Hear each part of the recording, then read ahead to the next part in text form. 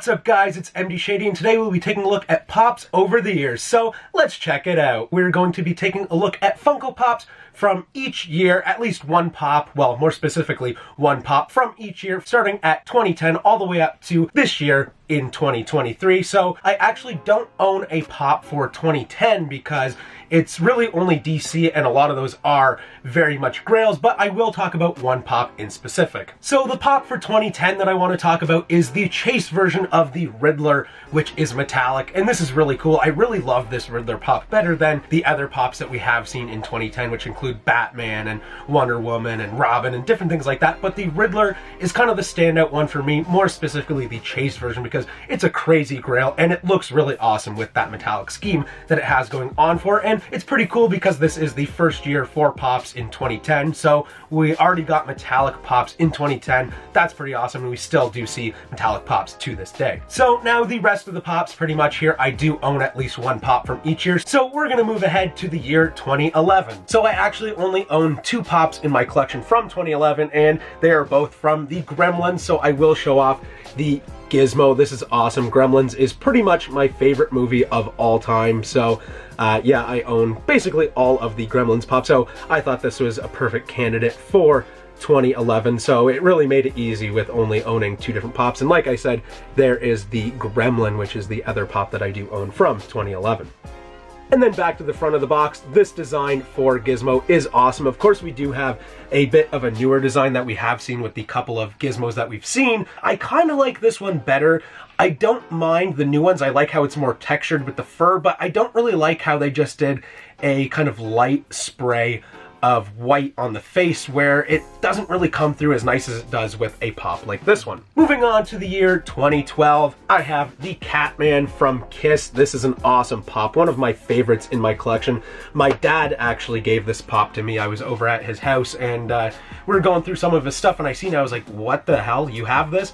And he's like, yeah, if you want it, you can have it. And I was like, oh, okay, this is definitely worth at least $100. He's like, yeah, that's fine, take it, you can have it. So he believes that he actually has the rest of the set, which I do own the Star Child, but I still do need the Spaceman as well as the Demon. So yeah, this Pop is awesome. Kiss is one of my favorite bands of all time, and the Catman, Peter Criss, awesome drummer. There's the side of the box, as well as the back of the box showing off those other Pops that I talked about, like the Demon as well as the Spaceman, which I still do need for my collection.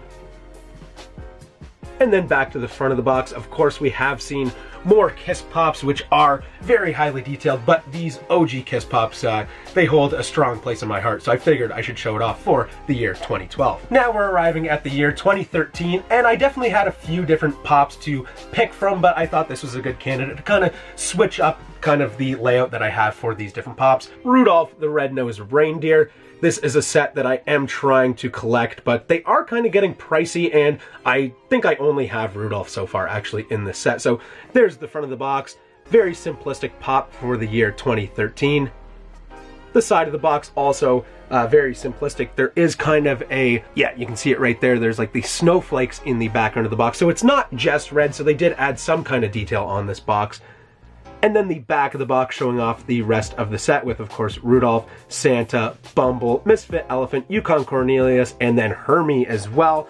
So yeah, this is definitely a set that I need to finish collecting because who doesn't love Rudolph the Red-Nosed Reindeer? Now moving on to the year 2014, and this Pop is actually, I believe, the most expensive Pop that I have in my collection. Currently trending at $612 Canadian. Ghostface from Scream. I do have him in a Pop Protector, a stack. So yeah, this is really cool, and the story behind this Pop is pretty awesome. I actually went and I bought a bundle of Pops off of a lady in Toronto, Ontario, Canada, and it was like a pretty big section of Pops. It was about 30, maybe 40 Pops, and I think I paid like $90 for everything. So I paid pretty much pennies for this Pop, and now it is such a grail. And this is really cool, especially for the year 2014, where we started seeing more of the horror Pops. Scream, again, is one of my favorite horror movies, and I don't really watch horror movies, so I do really like this. I'm debating on selling it just because of how much value it has, and I can add something that I'd really want to have in my collection, but I also love the fact that this is such a sought-after grail at this point. There's the side of the box. This one looks awesome with the kind of blood splatter on the side. and the back of the box showing off like the Scream poster, and then of course the art for Ghostface, and then the side of the box. And there actually is two different versions of this pop. It's the exact same thing, except if you see here in the name Ghostface, there's of course the one where it's spaced out, and then there is one where there is no space between ghost and face. Now moving on to the year 2015, and this pop is where it all started for me. This is the first ever Funko Pop that I purchased. Zach Morris from Saved by the Bell, and if you do see, I did meet the actor who plays him at a local con, so I did get it signed, which was awesome. And I had a chat with him about Funko, and he like asked me questions about like, what is Funko, blah blah blah blah. So that was really cool that I could have that experience, especially over a pop that was my first one. And I did mention to him when I was meeting him that this was the first ever pop that I bought, and now I have thousands, well not thousands, but about 1,000 pops. So I was like, yeah, this is kind of where it all started from me, with a pop of you, and he thought that was pretty cool. So again, there is the front of the box. The side, which now we're starting to see a lot more cooler artworks with, at least the background, how you have that like 90s aesthetic there. The back of the box showing off the rest of the set, obviously Zach Morris, Kelly Kapowski, AC Slater, Jesse Spano, and then Screech, of course, and then Lisa Turtle as well. And I do own all of these. These 6 pops were the first 6 that I bought, but I believe I bought Zach Morris and AC Slater first, and then went back to our local GameStop, which was EB Games at the time, to finish buying the rest of the set. Now we're coming up to the year 2016, and this is actually when I had bought that Zach Morris pop, I believe, because it was manufactured in 2015, and then once it came here in Canada to EB Games, that's when I finally got to buy it. So for 2016, I have the Flocked Animal, which was a Funko Shop exclusive, limited to 4,000 pieces, and I believe I bought this at our local flea market. It's the same flea market that you see Tristan from Top Pops going to quite often in his videos. So yeah, I bought this a few years back, probably 2019, I believe it probably was. And yeah, this is awesome. The flocking on Animal is wicked. I love the Muppets Pops so much. There's the side of the box. Not a whole lot going on with this, with just like the Kermit the Frog kind of felt texture on the side, but that's what they do with these pops, so that's fine.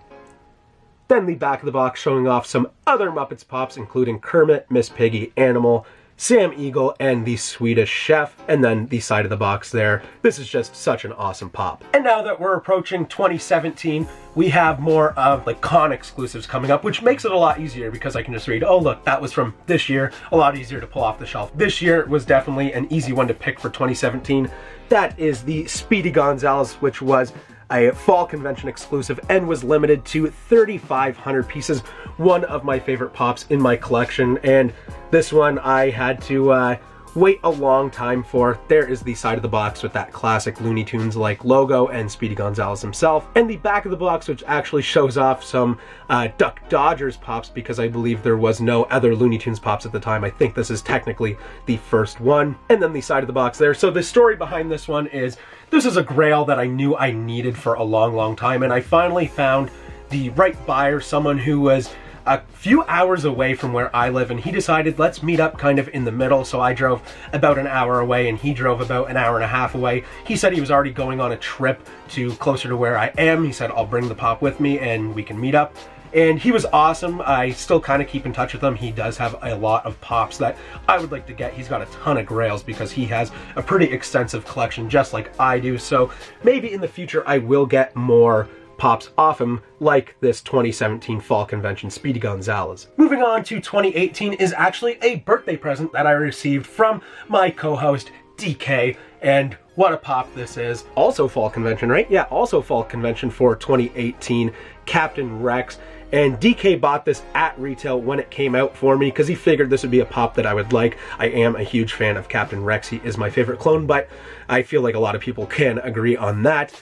And yeah, now this thing's pretty dang expensive, trending upwards of $400, I believe. So that's really awesome to receive. Basically a grail, which it wasn't a grail at the time, but now it really is. The back of the box including Yoda, Ahsoka, Obi-Wan, and Anakin. And then there's the side of the box, and back to the front. Yeah, this is an awesome pop, and this one will probably stay in my collection for a long time, unless it gets to some absurd price where I'm like, okay, now I should probably sell this, but right now, can't do it. Now we're at the year 2019, so we're starting to get a little bit more modern, and this is actually the only 2-pack that I have in this video. The Kang and Kodos that was a summer convention exclusive, and This is an awesome pop, and I do have a little bit of a story behind this one as well. I was at work one day, and then DK texted me and he said, hey, they finally have a King and Kodos at GameStop. He goes, I hid it behind a couple of other pops. Go there on your break, go buy this. And I got there and it was still there, which was I was super excited about. But this isn't actually the one that I bought that day, because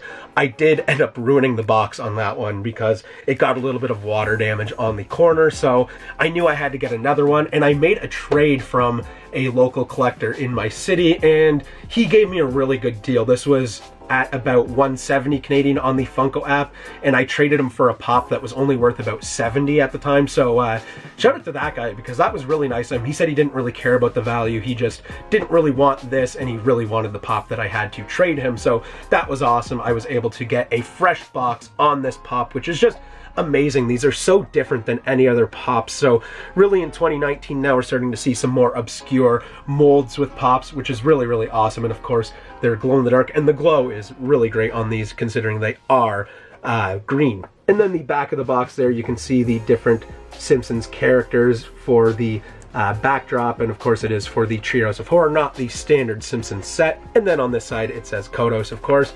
So yeah, what an awesome pop for 2019. Then moving on to 2020, I have some Pokemon love here with the summer convention exclusive Flocked Mewtwo, which is pretty much the grail for the Pokemon pops. I believe that there are a couple other pops that are pretty much right up there with this one, but Flocked Mewtwo is awesome. Does he need to be flocked? Not really. Do I like it? Yeah, I kind of do. I think it does look nice, and I mean, I guess we don't really know what the texture of Mewtwo is anyway, so maybe he could have a little bit of fur on his body, and this is really cool. We start to see some Pokemon pops. There's the side of the box where you have the kind of psychic illusion going on there. The back of the box showing off some other Pokemon pops with Vulpix, Pichu, of course, the Mewtwo itself, and then Mr. Mime, and then back to this side of the box. So yeah, pretty cool. Like I said, a lot of these are some convention exclusives, because a lot of the con exclusives that we got in later years are kind of the best pops that you see. A lot of the commons aren't quite as great, depending on what you like. Now moving on to the year 2021, I figured I might as well show off a Freddy Funko, and this is an awesome one. From the Box of Fun, limited to 2,000 pieces, the metallic HR Puffin Stuff Freddy Funko. This is awesome. I love Freddy Funkos, so I was really happy to get this in my collection, and I got it for a pretty reasonable price at a Collecticon that we had gone to. There's the side of the box just showing off Freddy Funko with the cool Funko logos. The back of the box showing off that it is from HR Puffin Stuff, and then you have the Fun Days Games logo there, which is pretty awesome. Back to the side of the box showing off the Freddy Funko as HR Puffin Stuff. And then back to the front again there, and yeah, this is awesome. The metallic on this looks really cool. Does it need to be metallic? No, but it is a cool little detail that you get with this pop, where the HR Puffin Stuff aspect to it is awesome, and then the metallic just adds on to that. So I figured when you're looking at different Funko Pops from over the years, I might as well include a Freddy Funko, because, I mean, it's part of the history. And now we're at this past year of 2022. Things have kind of spiced up with Funko now, because we have all this different ways to collect Pops, where you can go out to the store, you can buy them, you can order them off different websites, flea markets or garage sales, or a seller on Facebook Marketplace or anything like that. And then we kind of got this other thing that you could do where you can buy NFTs and redeem pops. So here I have the Cornelius, part of the Kellogg's drop, which was limited to 1,640 pieces. Whether all of them were claimed or not, I do not know. But yeah, this is awesome. Ad icons is absolutely my favorite thing to collect with Funko. And the NFT pops are pretty cool. Some people don't like it as much, but look at the side of the box there. That looks awesome. You have this like metallic going on with the logo of the name as well as the border. And then it's cool how you have like the digital kind of aspect to the background as well. And then here's the back of the box where it actually shows off the legendary card there itself, which is really awesome. I do wish that you would get a physical card with these pops, but having it on the back is pretty cool as well. And then back there to the side of the box, look how cool that looks, again with the metallic, and then you have the black which fades into the blue, and of course the pop digital logo is pretty awesome, and something different that we haven't really seen with Funko Pops until we got some NFT pops. And then back to the front of the box again with Cornelius. What a cool pop. I'm so happy to have this in my collection, and I figured I might as well show it off for this past year of 2022. So we are in 2023 now, so what pop do I show off? I can't actually show you a pop because I don't own any yet that were made in 2023, but I do have a pop in mind that I do know will be going into my collection, and that is the Reuben, which is a BAM exclusive, of course, from Lilo and Stitch. This pop is awesome. I mean, Reuben looks so cool, and then he has a grilled cheese sandwich.